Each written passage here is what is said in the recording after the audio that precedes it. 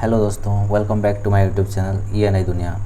ये वीडियो के थ्रू हम आरटीएल स्टार्टर के power and control circuit diagram को समझेंगे और इसका यूजेस और एप्लीकेशन को भी समझेंगे। दोस्तों, हम आरटीएल स्टार्टर को दो ड्यूअल स्टार्टर के कॉम्बिनेशन भी कह सकते हैं। ये स्टार्टर हमें वहाँ रिक्वायर्ड होता है जहाँ मोटर को both clockwise and counter clockwise direction में चलाया जाता है। और ये स्टार्टर इंडस्ट्रीज में ज़्यादातर कन्वेयर बेल्ट्स और यूटी क्रेन में यूज होते हैं।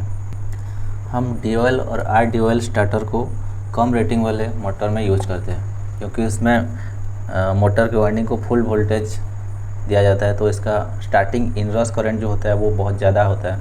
तो इस हाई स्टार्टिंग इनरस करंट की वजह से ये मोटर का इंसुलेशन को ख़राब कर सकता है और सप्लाई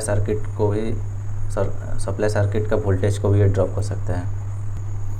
तो दोस्तों, ये स्टार्टर को बनाने के लिए हमें एक 3 पोल का एमसीबी चाहिए, 2 पावर कंडक्टर चाहिए, एक ओवरलोड रिले चाहिए, एक सिंगल पोल एमसीबी, एक stop push button, 2 start push button, इतना हमको चाहिए होता है। चलिए इसका पावर वायरिंग को समझते हैं, देन इसका कंट्रोल वायरिंग को भी देखेंगे। तो एट फर्स्ट हम इसको एमसीबी का इनपुट में बस बार से सप्लाई प्रोवाइड करेंगे और एमसीबी का आउटपुट जो होगा हमारा K1 और K2 दो कंडक्टर जो है दोनों को डिस्ट्रीब्यूट हो जाएगा। तो हम यहाँ पे 2 कंडक्टर इसलिए यूज किए हैं क्योंकि हमको इसका फेज सीक्वेंस को अल्टर करके मोटर को both forward and reverse direction में चलाना है। तो एक कंडक्टर का हमारा फेज सीक्वेंस सेम रहेगा RYB और K2 कंडक्टर का हमारा आउटपुट का फेज सीक्वेंस हमारा चेंज होगा Y R और B होके, ऐसे हमारा ये रोटेशन को चेंज करेगा मोटर। तो यहाँ पे हमारा एक सप्लाई में कॉमन करके OLR के थ्रू, उसके बाद OLR का आउटपुट से मोटर को हम सप्लाई दे देंगे। दोस्तों, यहाँ K1 और जो K2 कंडक्टर होता है ये दोनों का इंटरलॉक करके हमको देना होता है, क्योंकि अगर बाई चांस ये एक साथ अगर पिक कर जाते हैं तो यहाँ पे हमारा फेज सीक्वेंस जो अल्टर हुआ है उसके वजह से हमारा शॉर्ट सर्किट हो सकता है। तो इसको हम अभी कंट्रोल सर्किट में समझेंगे, इसका इंटरलॉक कैसे किया जाता है।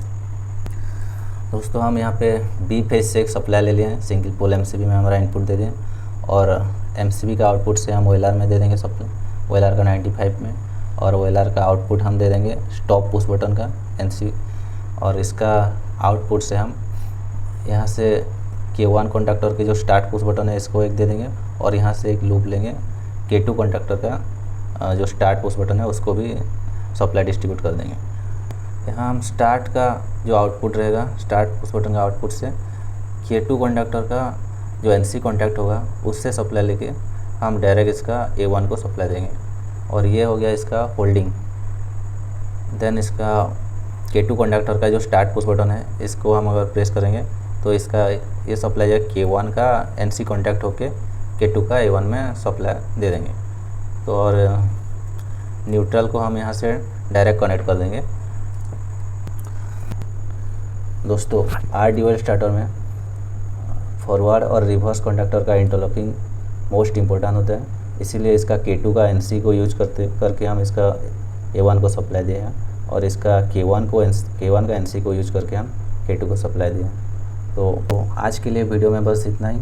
आई होप ये वीडियो आपको पसंद आया हो। Thank you.